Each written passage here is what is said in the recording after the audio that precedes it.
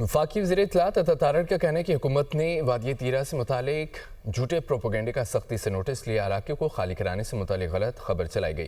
Coat मोमिन में media से गुफ्तगू करते हुए उन्होंने कहा कि इलाके से इनखला को फौज से जोड़ना गलत बयानी है। इलाके में खुफिया इत्तलात पर ऑपरेशन जारी रहते हैं। इलाके से रज़ाकाराना नकल मकानी करने वालों के लिए 4 अरब रुपए फंड्स रखे गए हैं। एहतजाज की कॉल सुन सुन कर लोग थक चुके हैं। खैबर पख्तूनख्वा हुकूमत सूबे के अवाम की बेहतरी पर तवज्जो दे।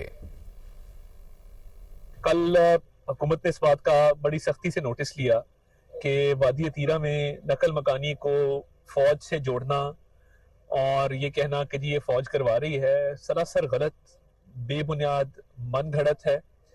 और खैबर पख्तूनख्वा हुकूमत के रिलीफ बहाली के डिपार्टमेंट का एक नोटिफिकेशन सामने आया जिसमें 4 अरब रुपया रखा गया है। जो लोग रज़ाकाराना तौर पे नकल मकानी करना चाहते हैं, मौसम की सख्तियों को देखते हुए और दीगर मामलात को देखते हुए, इंटेलिजेंस बेस्ड ऑपरेशंस होते हैं और वो बाकायदा उसकी एक इतला होती है, वो तरीके से किया जाता है और उसमें लोगों को जो है वो बिल्कुल दिक्कत नहीं आती।